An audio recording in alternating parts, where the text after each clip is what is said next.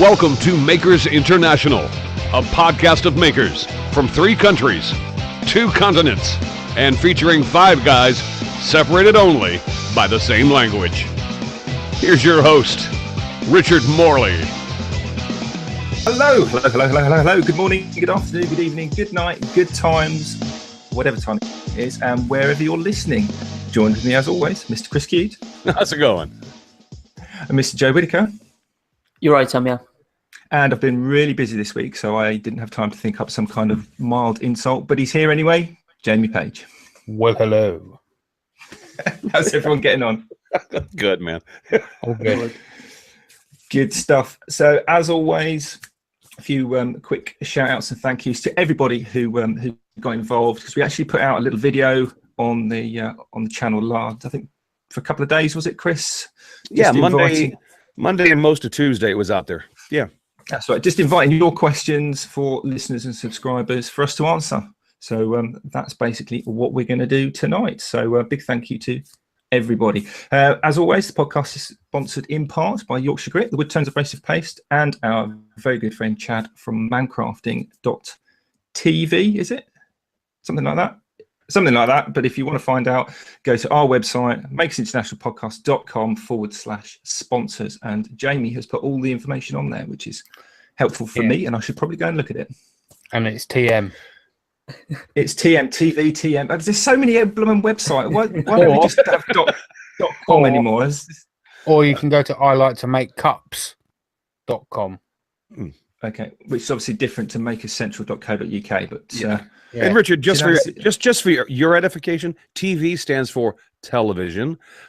TM stands for trademark. Mancrafting.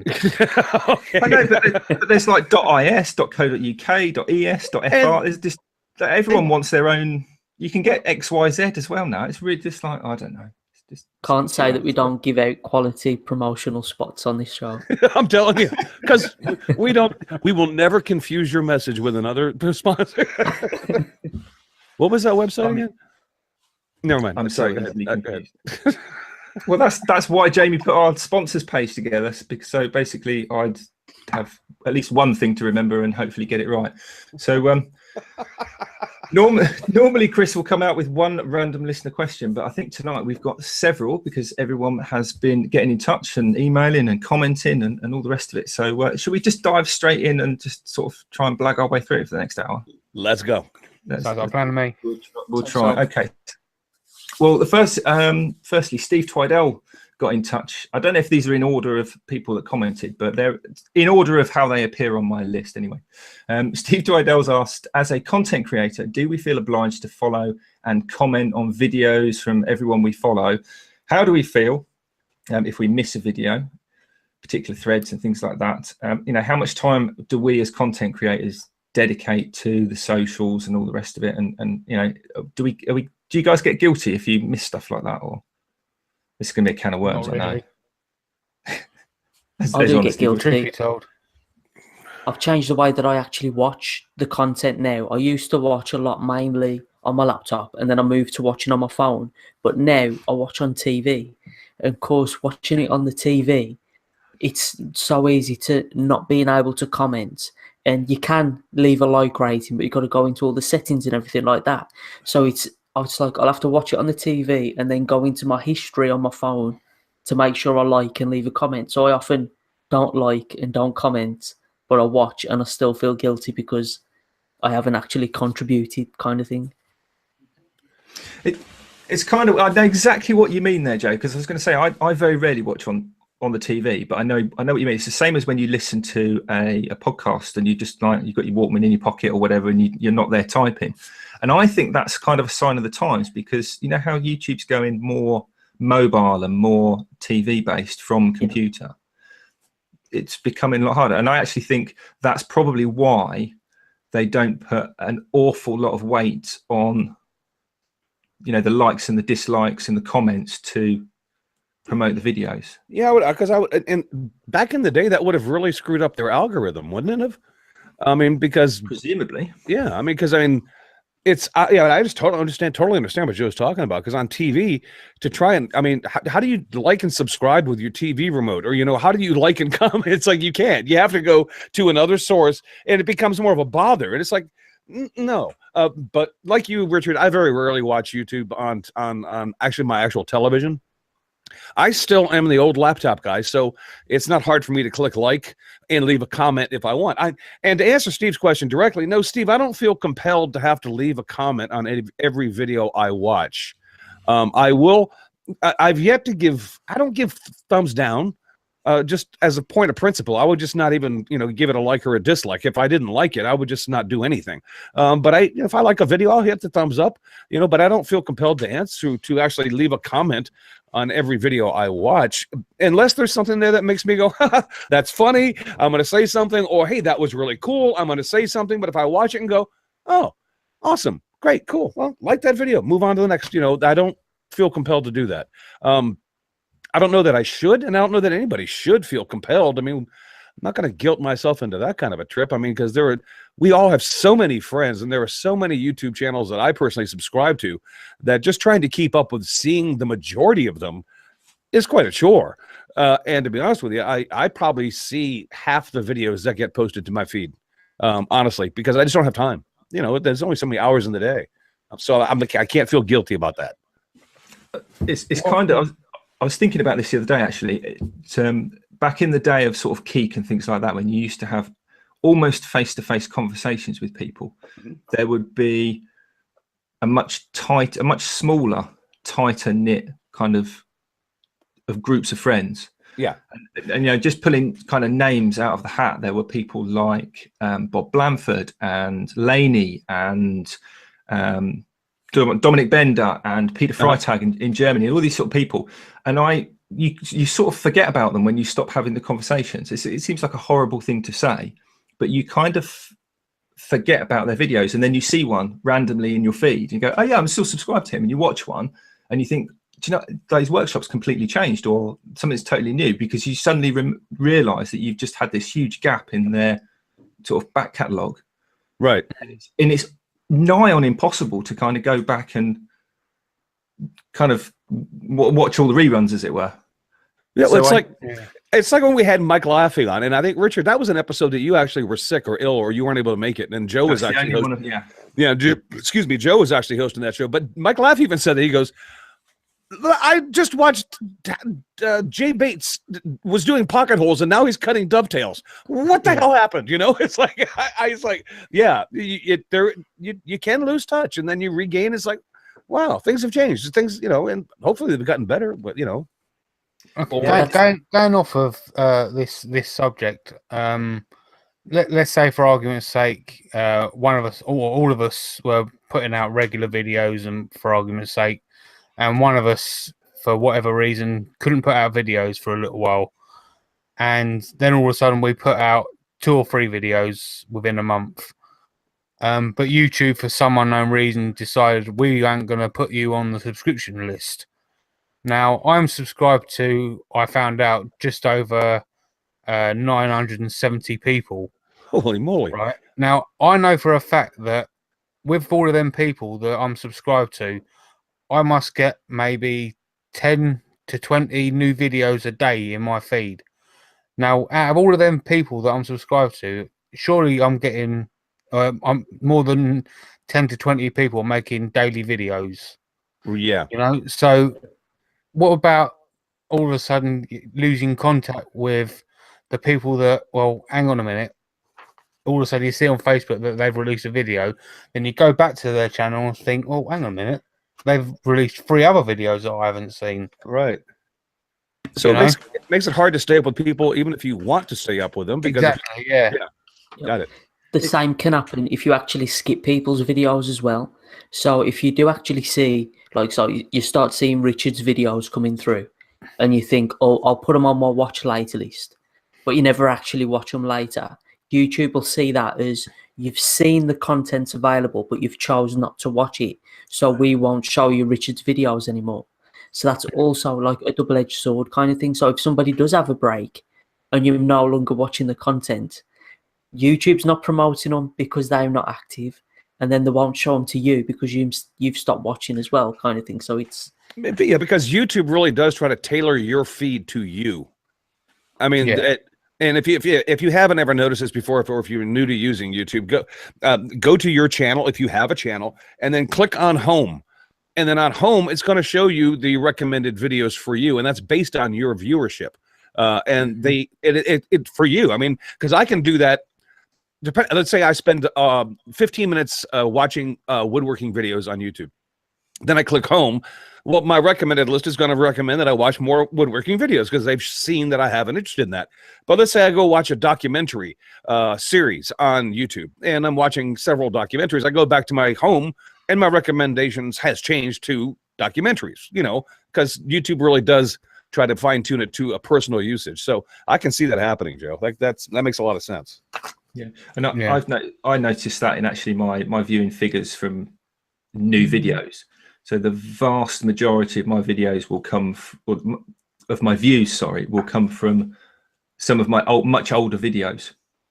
And when you look at the new ones, they're even though they've been out for a month, 6 weeks, 2-3 months, they're still barely breaking 1,000 views, because I never had my channel intended to be an every week job.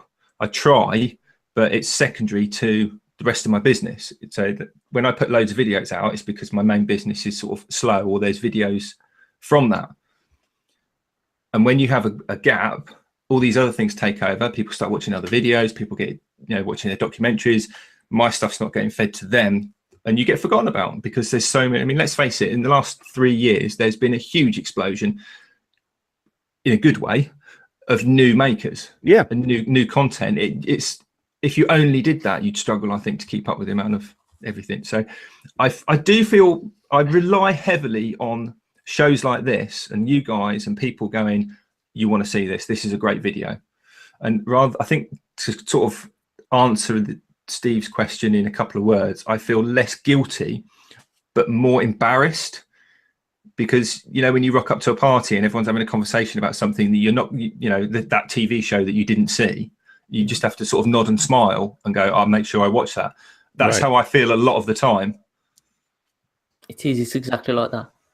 So, well, Steve, I hope we answered your question. What else you got, man? Right. Well, Jim Dockrell got in touch as well. He wants to know, which tool did you find the most difficult to master? Video equipment, and anything in there is included. And which do you find the most satisfying to use? Okay. Ta-da. Mastering a tool is a very fine point to put across, because I don't think I could ever truly master a tool like to its full extent. But probably the jointer was the most difficult for me to learn how to use, because I'd watched plenty of videos of how to use a joint correctly, like pressure against the fence on the outfeed, then drop it back, like all that kind of stuff. And it looked easy, and you do it and it doesn't come out square, and you're thinking, it must be the tool that's wrong, but it's not. You check it and it's all fine. So there was a lot of practice, a lot of trial and error, but I've kind of got the hang of it now. But I don't think I'd ever master using that tool. I don't think I'd ever truly master using any tool. Right. My answer to that would be the scroll saw. I'd say the exact same thing. And I'd say the exact same thing about the lathe and every other tool in my workshop. I don't think there is such thing as mastering the tool. There's always something new to learn, a new technique, something new to find. I mean, when it comes to the scroll saw, I'm not by any means a master on the scroll saw. I'm still learning to use spiral blades. Despite how good people say I am on spiral blades and whatever, there's still different thicknesses of spiral blades. There's so many different kinds of blades that you can use, and then obviously the lathe as well. There's different kinds of tools, and there's a lot of quirks. God knows if you're going anywhere near a skew chisel. There's a lot of quirks that come with every tool. But as far his second question was, what tool do we find the most satisfying to use? Yeah, that would be the scroll saw. I don't know that I would consider. Well, I am probably, if satisfy can be translated into proficient, then I guess the most satisfying tool for me to use is my table saw, is because that's the one tool I know my table saw in and out. I mean, I know what I can do on a table saw and what I can't do. And so satisfying for me as far as is proficiency. I can get in, get out, and be done with what I need to do on a table saw very quickly. Whereas if you sit me down in front of a scroll saw, that's going to become tedious. 27 hours tedious. Yeah, and as far as what tool I'd like to master or would enjoy learning more about, that would have to be the lathe. I like turning. I can be proficient at a lot of basic turnings, but I'm in no way in shape or form going to be challenging Kyle Toth or Carl Jacobson anytime soon on a lathe. It's just because I'm just not that proficient at the lathe. But so satisfying table saw, because it's in, it's out, it's done. I mean, that makes me happy. I like getting things done. I'm glad you said the lathe, actually, Chris, because I think people might expect me to say the router, and I enjoy using the router and it's fun. But 9 times out of 10, it's more function. It's more sort of Exactly mortising or or whatever. It's a means to an end, but satisfying from a point of view of enjoyment and freedom and flexibility and kind of playing around.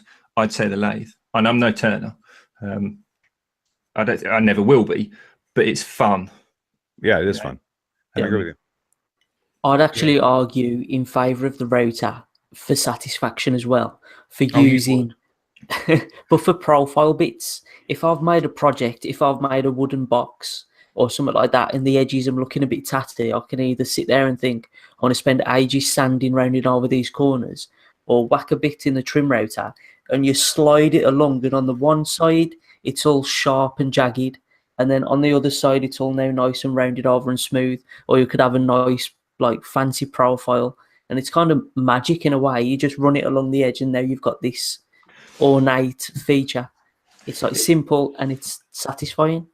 Yeah, it's definitely cool, but it's, for me personally, I see that as a very utilitarian, like almost a lazy way. It's like, I just wing the route. But do you know what I mean? It's quick. Yeah. It's but to do something ornate on a spindle, that's time taken.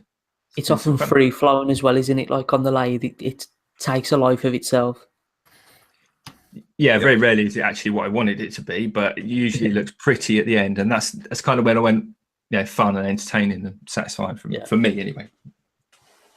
All right, well, cool. That's kind of a cool one. What else we got? We have Dirk Gibbons, Sumo, has got in touch. For people creating content videos, how do you feel that this has helped you increase your skill set? Do you feel it's increased your skill set? Is the process of recording what you do increased self-confidence? And has that made you a better maker? I wouldn't say the act of filming has increased my skill level in terms of what I make, what I'm able to make, but it has helped in the fact that I feel more compelled to do it. If I didn't have an audience behind my channel that was expecting the videos, wanting the videos, me getting up in the morning and thinking I'm going to go in my shed and make it would be a lot harder without those people behind me. So the actual physical action of people and watching what I'm doing, I better get better, that isn't in my mind. But I do it more and more because them watching, so in turn the practice helps. So it's kind of, it doesn't in a way, if that makes sense. It's a sort of an indirect way of you improving, because you feel that sort of compelled to do it, therefore you do it, therefore you get better because of that sort of thing. You know what, I can see that. That makes sense, Joe, because I mean, if I wasn't doing this, would I still be out in my shop on a weekly basis? Yeah. But would I be completing something every week? Probably not, because there would be no pressure. So I mean, that in a roundabout way and a backhanded way, then yes, doing things on YouTube and making videos has increased my skill, only because it's increased my frequency and the amount of time I spend in my shop. And like anybody else knows, that does anything to do with making, the more you do it, the better you get. And so the more you do it, the better you're going to get by default, because we're doing it more often than we ordinarily would. If this video wasn't expected or we didn't feel that we had to put it out, then yeah, I guess so. But what was his other question he asked? It was something else about does the process of recording what you do increase your self-confidence? No, not really. No. I mean, no. I mean, I'm not going to. I poke fun at myself all the time, but I mean, no. It's like that's not. I don't know. I'm answering for myself. That's not a benefit or an auxiliary benefit I get from doing what we're doing. It doesn't. Because if I wasn't confident. Actually, at the very beginning, it works against confidence. It makes you feel very self-confident putting yourself out there. It's not an easy act to do, to throw yourself up in the eyes of the public and wait for them to, jump down your throat if they so choose to do so. So it's not a confident thing to begin with. Once you get going with it, do I feel confident about standing in front of a camera and talking to people now? Yeah, I mean, I don't have a problem with that, but it was certainly not the case at the beginning. And if you don't believe me, go watch my first videos. Would you say that applies to you, Jamie? Because don't get me wrong, I'm not picking on you, but in some very early videos, you seem very. I was very, very awkward. Yeah, I was a bit of a wally in my early videos. Didn't know what to do, and I needed to, I don't know, do stupid things to make myself feel more comfortable. And I don't really need to do that now. And I think the more I got into the community, and like such as Hangouts and things like that, I felt more relaxed. It's exactly the same with the Maritime show, the Maritime Makers show. The very first time I went into that, I felt I was feeling kind of awkward. I was even a little bit silent at times. But the more I was going into Hangouts, the more I was hanging out with people, and yeah, I just got more and more relaxed. So I can totally relate to your the maker thing. I remember they asked me on one of the shows. It was the first time I'd ever been in a Hangout. I didn't have a clue what was going on, and I effectively ended up on YouTube in a conversation where I didn't know anyone, and I was supposed to be like, the spotlight, and I was like, yeah, oh no. No, sometimes it was hard. So, I don't know if it's a confidence builder. I think it's more of the way I would relate to it. I think what Jamie's relating to as well. I don't think it's maybe more self-confident. Yeah. I think what it's made me is more comfortable. I think I always had the confidence. Yeah, it's just feeling comfortable because I don't know, just having a camera sitting pointing at me and no one else around, it just made me feel weird. I don't know. It's not nicely. It's kind of like what's it, the Truman Show or the Big Brother or something like that. Yeah. It's like I've got a CCTV on me or something, and it's like, what the hell are you looking at? That's what it is, though. Interestingly enough, comfort.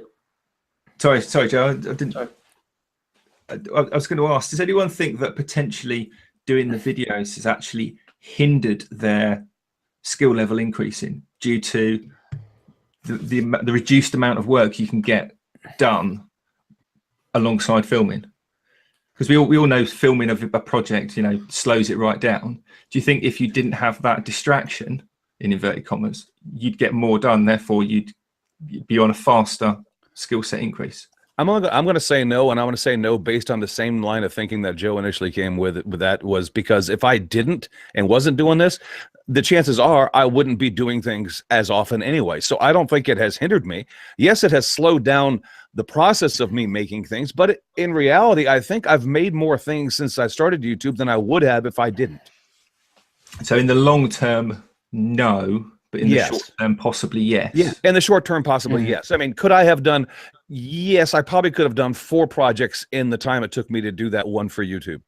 Whether I would have or not is the real big question mark. I mean, would I have done 4? Probably not. But there might have been a day where I would have. So I don't think so. I think consistency and consistently getting out there, and it's not like you pick up a violin or a guitar or an instrument and you strum it for a day nonstop for 18 hours and you go to bed, and then you don't pick it up again for a week. Well, if you think you're going to be improving on a very quick basis with that kind of practice schedule, you're fooling yourself, because you're just not. You have to do it day in, day out, actually to get the improvement. And you won't ever see it. What is cool about YouTube, though, I guess if you start out as very much of a beginner, and then you do YouTube for 2, maybe 3 years, putting out a video once a week, you get to 104 videos after 2 years, and you go look at the last video you did, and then you go look at the skill set you used there, and then you go look at the skill set you used on your first one, you will notice a difference. But over the long haul, you probably won't even notice it. You'll just all of a sudden become more proficient and better at what you're doing. So how does one become how does one scroll for 5 years plus and still be a newbie? You know what? I don't have the answer to that because I'm not the one who called you the newbie. Possibly delusions of grandeur, maybe. Yeah, or potentially you're still just as cack-handed as you were when you started. I don't know.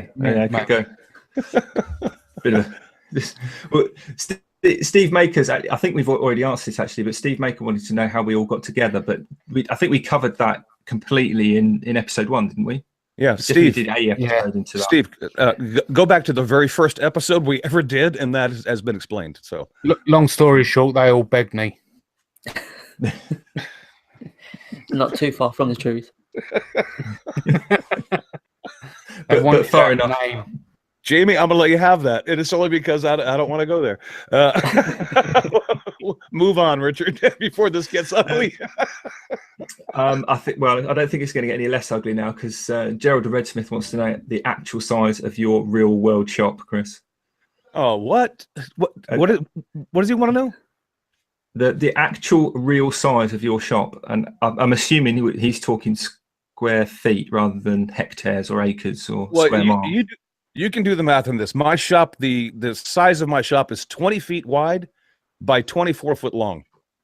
25 by 24. So you heard it here first. That is 350,000 square miles. It's 20 by 24. Okay, my shop is 20 by 24. That's about 480.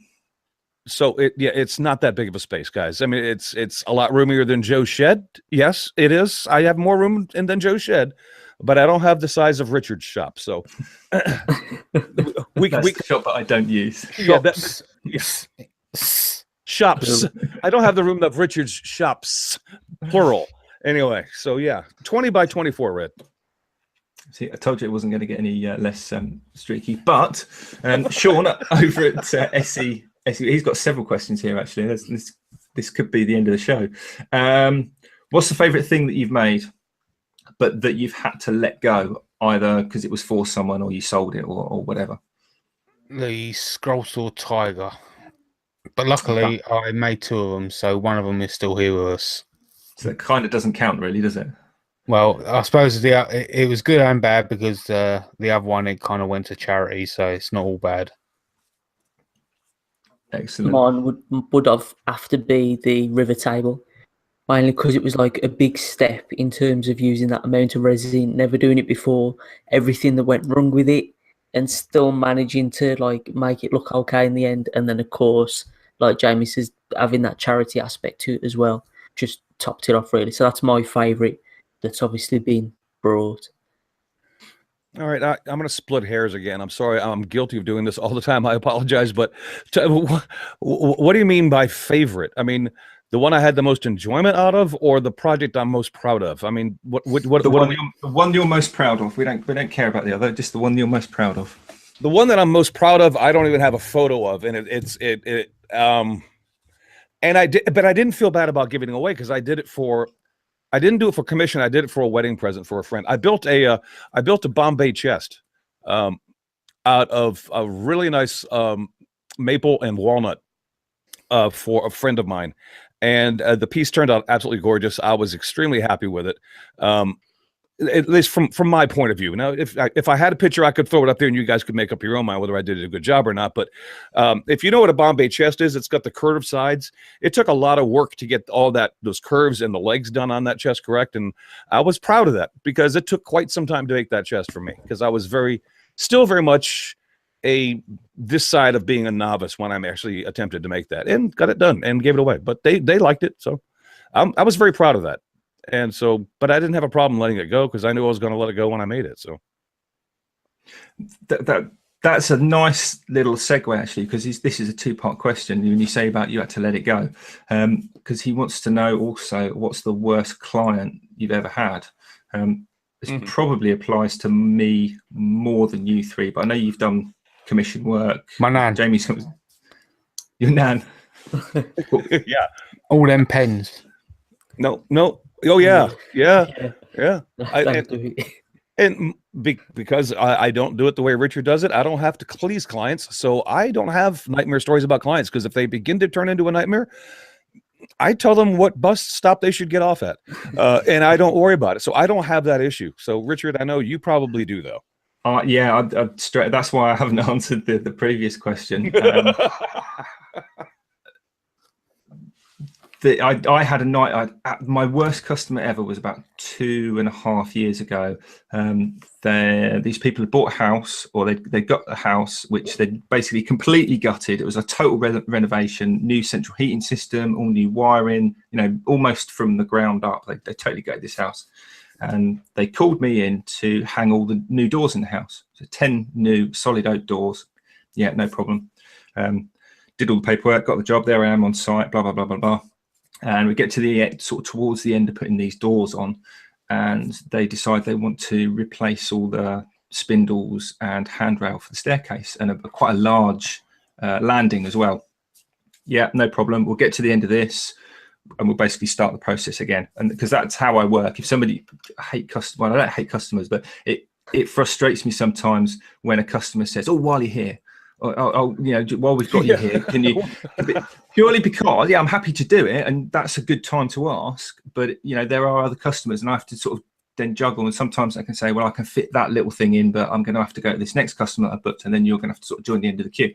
Anyway, we did this staircase and all the rest of it.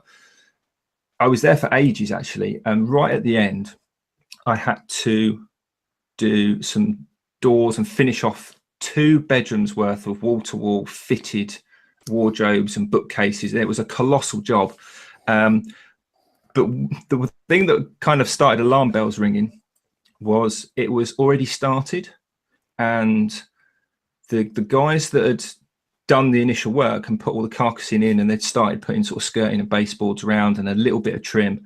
They'd done a lovely job, and by all accounts, they'd had a falling out with the client, and the client was reluctant to tell me who the company was or where they got any of their materials from. So I was having to match moldings, and it was turning into a bit of a headache, and sort of the alarm bells are ringing in the back there.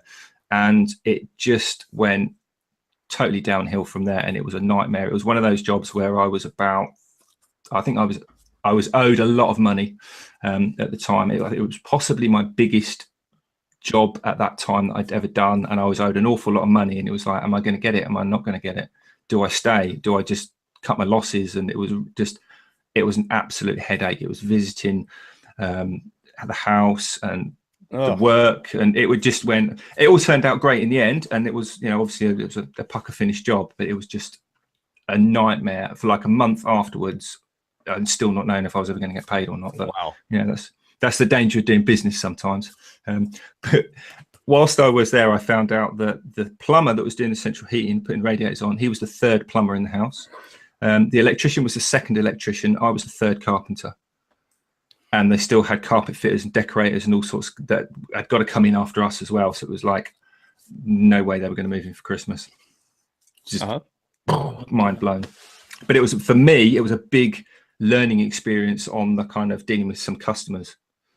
Because I had to learn a few new things about, how you recover money and, what ifs and stuff like that, which I'd never had to deal with before. So. Well, it's like, I think we can probably wrap that up real quick. It's like dealing with, when you make a mistake, when you're building a project, you can get all mad and throw it across the room, or you can look at that and go, you know what? That was a learning experience. I'm going to file that away, and that's not going to happen again. And because exactly. I'm going to put provisions in place that will ensure that I don't have to go through that again. Rock on. So who's our next question? Well, Sean's also asked, would we be willing to have him on the show again? I definitely would. And No. Sean, no. Sorry, Sean. We'll have him on as soon as he's finished that jewelry box. Yeah. Of course we would have you back on, Sean. You're awesome. Come on, get out of here. Come find us at Makers Central and we'll talk. Oh my God. So Makers Central is a dream event for a maker, YouTuber, and we all watch other makers. So apart from each other in the panel, Who are we most hoping to meet and why at Makers Central? I'm hoping to meet Sean so we can talk about getting back on the podcast. Oh, nicely done. You know, I am actually looking forward to meeting several people for the first time. But I would have to say, the Redsmith, Gerald. I'm looking forward to shaking that man's hand because I like Gerald. Gerald's a good guy. Yeah. I'm looking forward to shaking his hand. Turning up with his big white flag. And I'm looking forward to hugging Soph because she's cute. Your wife's still away, isn't she? Yeah, she is. Soph, don't get weird. It's okay. I'm just joking around, but you know. There's far too many people. I will give you a loose hug. Anyway, go ahead, Joe. Sorry. You've got to be diplomatic with this. I'm not naming anybody in particular. There's far too many people I'm looking forward to meet. It's going to be one of those things where I hope I get to meet everybody I intend to meet. But I know there's a chance there's going to be some that's going to slip through. So I'll just keep my fingers crossed and hope I can meet everyone, shake everybody's hand. That's what I hope to get out of it. Yeah. I mean, I will drop one name. I mean, some have already been mentioned, but I'm looking forward. I really want to make a beeline to speak to Sam the Farrier. Fowler is his surname? Yeah. Fowler? Yeah, Sam Fowler. Yeah, the Farrier from Mystic Industries, I think, is his channel. Yeah, it's the new name. Yeah. So that's the one person, and I only just found out a couple of days ago that he was coming. So I'm quite excited. I didn't realize he was going. So for me, that one. But yeah, you know, there are loads of people, and Chris as well, because we talk every week, and I've never actually met you face to face. Yeah, I've never met Joe either. Yeah, but he's on the panel. Consult each other. Yeah, but I'm on the panel, and you know what? We already found out who the best politician out of the four of us would be, and that would be Joe.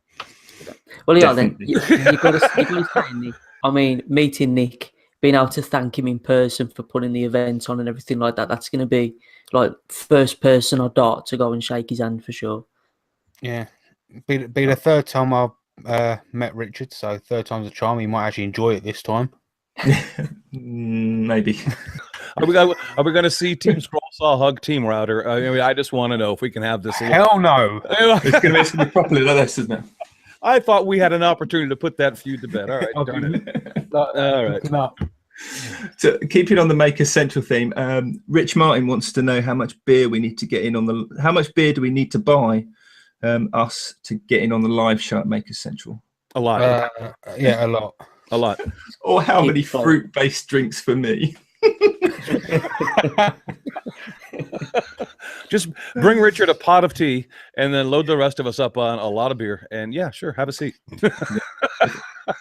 If anybody doesn't understand the fruit-based drink reference, go and look up Al Murray, the pub landlord, on YouTube and watch like the first 6 seconds of any one of his shows. And you're like, make sure you go to Poundland and get some of them little umbrellas as well. Oh my gosh. Wow. Ask me afterwards about baby shams and a straw. That's all I'm saying. I'm not gonna reveal that live.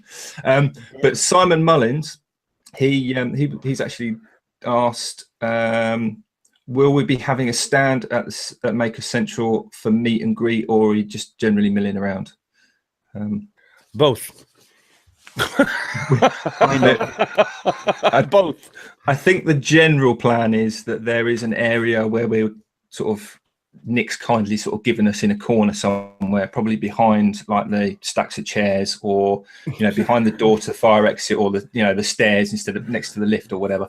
But we're not going to be there. We're just going to be behind the bike sheds up the road. Fingers crossed. But we're.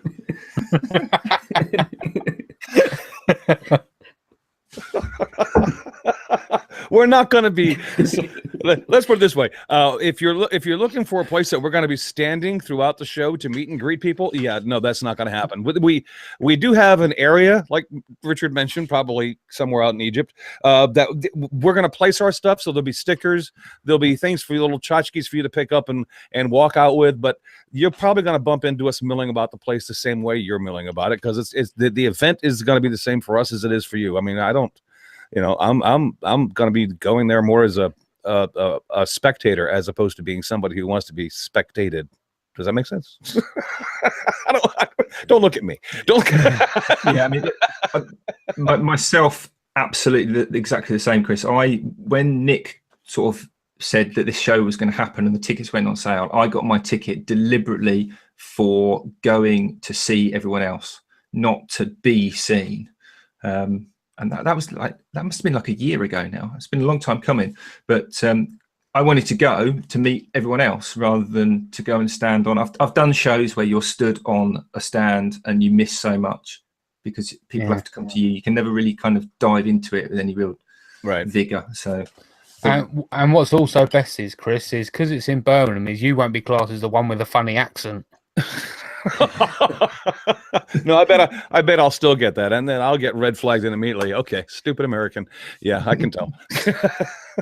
Because nobody in the UK talks like that. Let's be honest. I can see you now in Threshers with a £50 note trying to buy a packet of crisps and some Benson and Edges or something. They'll be looking at me going, do you have anything smaller? Because we don't basically use these in Europe anymore.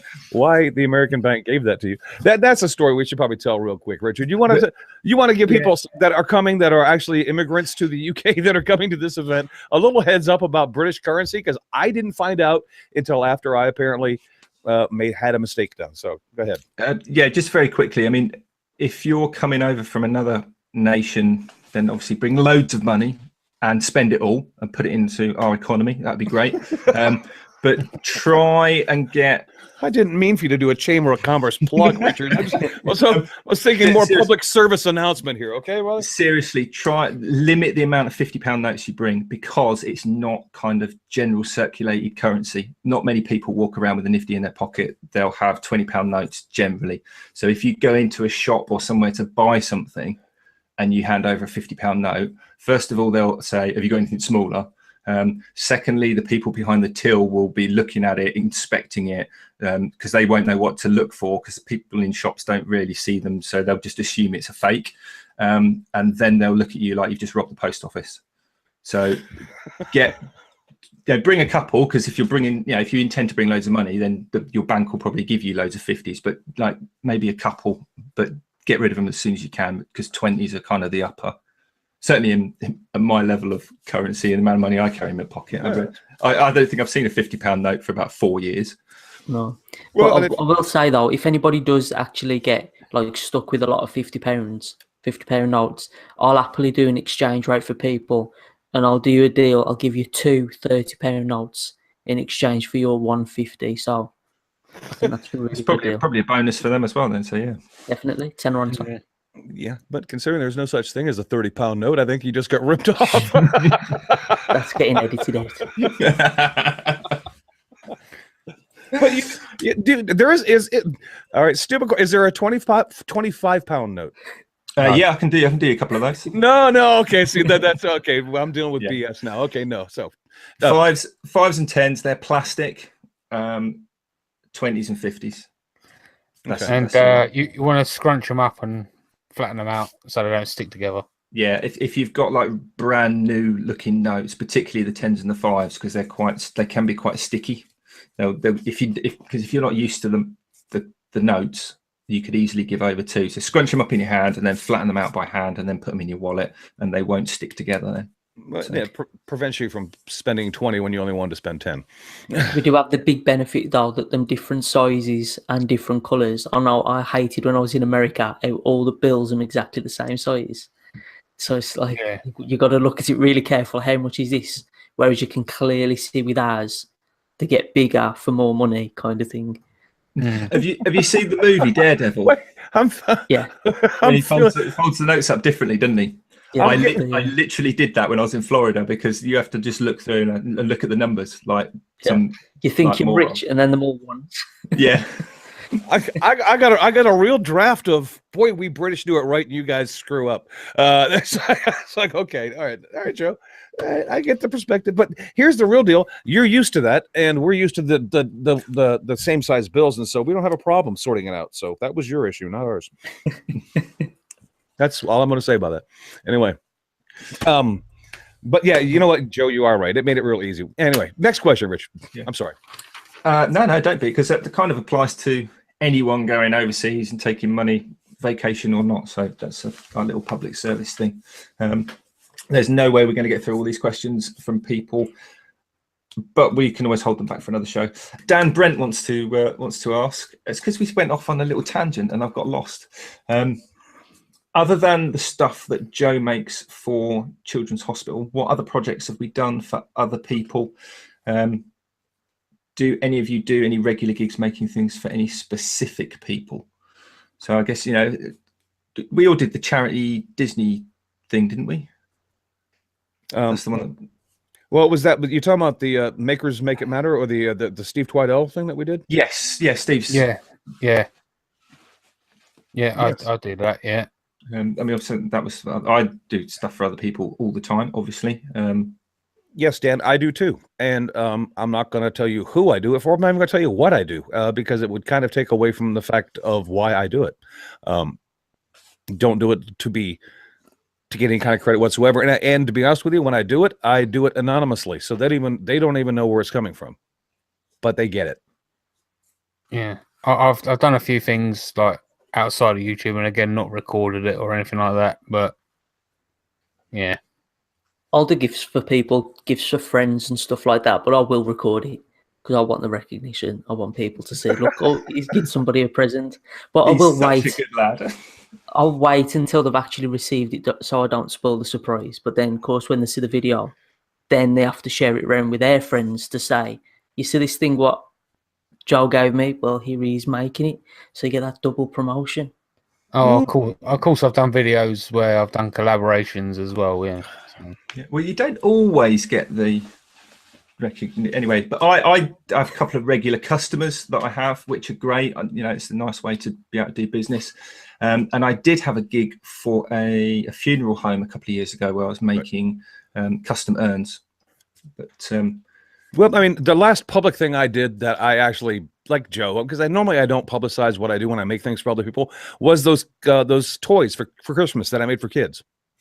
And they went to a specific area, and the people that got them didn't know that I had made them, or didn't even know there was YouTube videos about them, or even who I was. They just wound up on their doorsteps, and kids got those for Christmas. So that's about as far as I go. I mean, that's the one. I think the only time I have done something that I actually did do a video on it, yeah, was those toys I did for Christmas for kids. Yeah, I think those kind of pay it forward projects, they're always nice. But do you, because Dan's also referenced here, do you have any projects that you'd encourage other people to do, you know, just to help, just for the sake of it, just for the community and stuff like that? I think it all depends on where you're coming from. For me, it's doing anything I can do for kids. I will do for kids that, especially underprivileged kids who ordinarily wouldn't get what the normal kids would get. I try to do things for those kids. So that's just where I'm coming from. I mean, Dan, if you're going to do it for yourself, then you got to find out what's important to you and address that. Because if you stopped and think about all the things that you could be doing, all the people that you could be doing things for, brother, that list is very, very, very, very long. Find out what means something to you right here, and then go take care of it. And then you'll feel good at night when you put your head on the pillow. So there you go. Jamie or Joe, have you done any sort of community? I mean, obviously Joe's done the hospital stuff, but other than that, not. I mean, I was part of like non-profitable organisations, or charitable non-profitable charity. Oh yeah, you know what I mean. A bit like Poor Man's Masons, if you like, for a while. So that had different events. I still am part of it. I haven't been for a long while, but yeah. And obviously I've donated stuff to one called the Druids, which is what my uncle goes to. I've made bowls and pens and just donated it to them so they can raffle it off for their charities. But yeah, I've obviously then I've got my auntie and uncle around the wildlife park who I gave the tiger to. My mum works for a school for severely autistic children, which is also a registered charity. So they're actually having the second queen that I did, because one's going to Maker Central. So I'm giving the second one of them to that school. That's awesome. To Good do for you. whatever they want to do with. Good for you, Jamie. I mean, because that was how do I do this where Joe doesn't have to edit this? I mean, because that was a lot of work, and that's I want to say it's stronger than that, but I mean, for you to do both of those, for the amount of work you put into that, for you to A, give one to Makers Central to help promote the event, and then B, do what you're doing with that, very admirable, my friend. I mean, I almost respect you now. I mean, Almost. I mean, please understand. I said almost, but no, that's absolutely standing for 27 hours when you got a bum ankle. Yeah, it takes it out of you. Yeah, well, you have my respect, and I never thought I'd say that. Richard, go ahead. I'm sorry. I was just going to say the last thing I want to do is take away from any charitable intentions from people, but there's another way to look at it. Is not only are you giving something to someone else to enjoy, for either to raise some money for a charity and all the rest of it, but somebody somewhere is likely to be exposed to your talent and your work, which in itself is kind of an advertising-y sort of thing.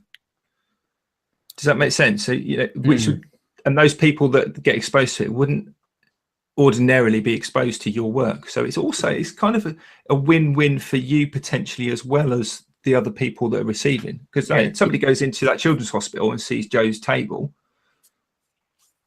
then they won't go, who's this guy? It's very much the similar kind of marketing technique that drug dealers use. So you give them the first one for free. Get them coming back from more. Get them. Joe, not quite the analogy I think you really wanted to come out there with. Just to confirm, those weren't actual rocks in the table, were they? They were. All right, Richard. There's one more question out there that I think that we should probably address, just because people seem to be asking it more and more often lately, and it will be really quickly for us to do. Wes Hamster wants to know, where is Alan? A quick story. From what I can share with you about what's going on with Alan. Alan is got a promotion at work. He's extremely busy at work. We've tried to work out dates and times that we could all five get together and record this, but it has become almost feasibly impossible for Alan temporarily to be on the podcast with us. He is currently watching his kids as we are recording this, and he has nobody else to watch them except himself, and so he can't exactly sit down and do an hour-long podcast, because, in case you don't know it, Alan has more than one child, and he needs to be a dad. So his priorities are in line, but as soon as the time allows, Alan has assured us he will be back. And so, yes, Alan is very much still a part of this podcast, Wes, and he'll be here as soon as he possibly can get back. That's his promise to you, and as well as to us. Sure. It's probably also worth adding that although Alan isn't necessarily here in front of the camera for 1 hour, he is still very much behind the camera. Yes. For another 6 days and 23 hours, because we do converse between shows. We do kind of have a plan before we come on air. I know people don't necessarily believe that, but we actually do, and we do talk about things. And it may not appear that way, but we try. Can I also add that Alan now loves the scroll saw? What? No, but until he comes out and I see him say that, I'm not believing it, Jamie. Anyway, so just quit. Stop right there. Stop. So what actually happened was Alan got a scroll saw. He then started a project, and he hasn't finished yet. And he hasn't finished it yet. He's still working on. But as soon as he's finished the scroll saw project, he will be back with us. Yeah, that's what it is. We miss him too. Yes, we do miss Alan as well, but he's going to be back with us as soon as he possibly can. So yeah, he's still here. Excellent. I think there's a couple of really short questions. Go. Let's do it. Jim Dockrell wants to ask boxers or briefs. I think I would probably. I mean, we had to get it in for the questions, but again, all the spotlights that Alan, Jamie, Joe, and myself have been on, we've had to answer that. So I think probably, Chris, that's directed specifically at you, I'm guessing, because which will come up soon. Well, then we'll have to answer that when my spotlight comes, because I'm not going to give away that answer. But I mean, there's another one along those lines, and I think it was asked by Matt Brander. Matt Brander wants to know, question for Jamie, underwire or sports bra? Whatever he wants me to wear. whatever you're into, Matt. Make a request. If get Jamie on the Maritime Makers show, and he'll answer it I'll live. put it on. What? I'll put it on. Tit for tat, as they say. Oh, okay, we're done. Yeah, that probably shouldn't have been asked. So, but there are other questions that people have asked, and we do promise that what we'll do is we'll hold those back and we'll answer them. We'll probably do another show on this because I don't think we've got anything planned for next week, have we? No, we don't. We can probably do next week on this if we want to as well. Maybe, So if you got questions, get in touch with us. We'll address them next week. How's that? Mm-hmm. Maybe we can sneak somebody in here as a guest to help us out and get through these questions, so you don't have to listen to us four people chatting again next week. We'll get someone in. Just take the week off ourselves. Yeah, there you go. Send them the. There's an idea. Probably the best idea yet. Yeah, I'll probably be sitting here on my own. There you go. You've got to be here, Jamie, because obviously you've got 100% attendance. Need to keep that going. Yep. So has anyone got any shout outs for Facebook or for YouTube's and all the socials? Anything they want to? Yes, I sure do. I haven't, so I'll hand over then to Chris. Because my shout out this week goes to the first human being to ever use the CNC machine upside down. And who else would that be except Andy Berkey? If you haven't seen the video of Andy Berkey using his Shaper Origin to carve Seymour Make Better into the ceiling of his shop, you need to go watch that video because A, it's awesome, and B, he got his I don't know if it was a nephew or I think it was a nephew of some sorts. I mean, somehow this child was related to Andy, and the expression on this kid's face when Andy's up there doing that is just priceless. But if you haven't seen the video, Andy Berkey put out a video, and I believe the title of it was "The First Human Being to Ever Use a CNC Machine Upside Down," and it's Andy laying on scaffolding. Michael, what's the guy who Michelangelo style, carving Seymour Make Better into the ceiling of his shop. So yeah, it was absolutely phenomenal, and it was a great video. So Andy Berkey gets my shout out this week.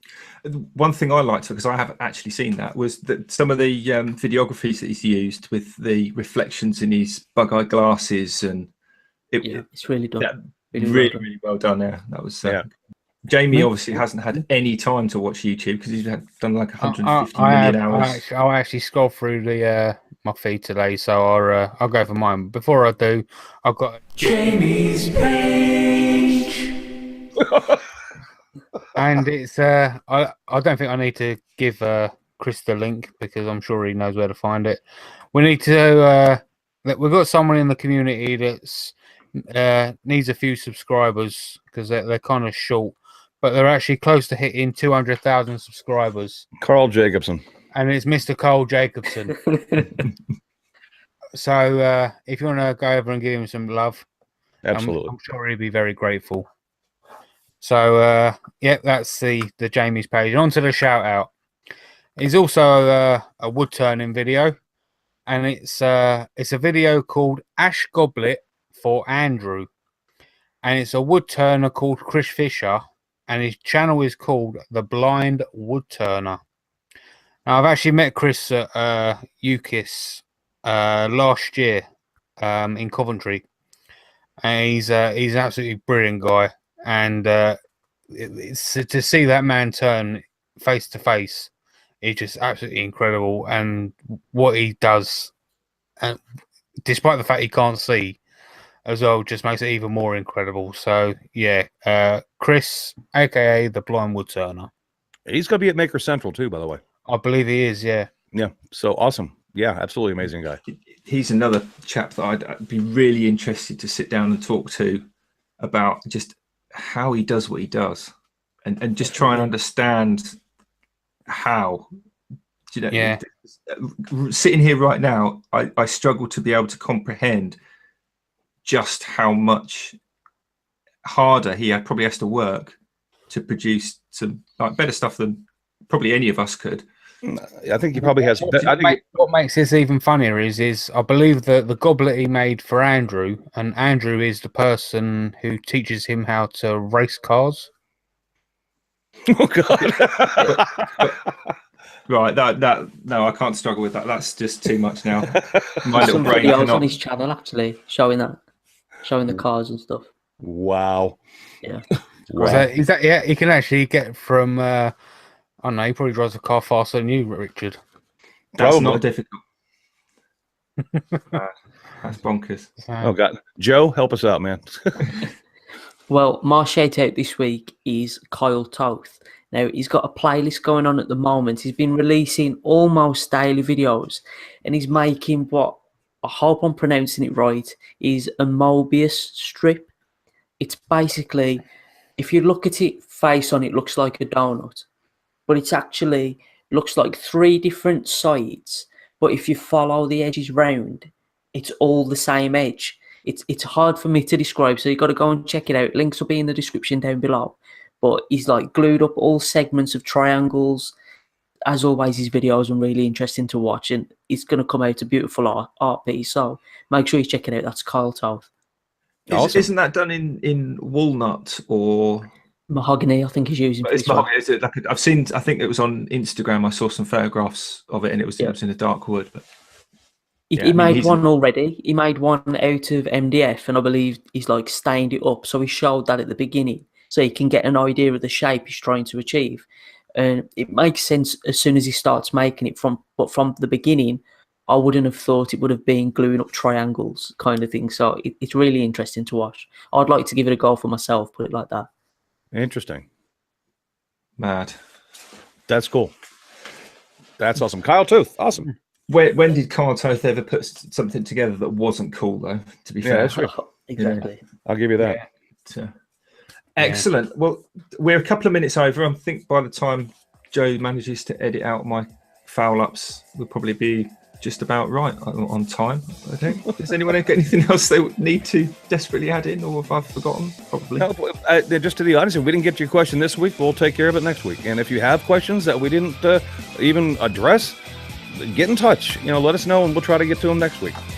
Yeah, I mean, genuinely, we do love people. It's kind of nice when people get in touch and we have a bit of a conversation and whatnot. So we're looking forward to seeing everyone at Maker Central, and also next week. So I've got nothing else to say. I'm going to shut up now. So we'll see you next week. Have a great week, everybody. See you next week. see you later, everybody.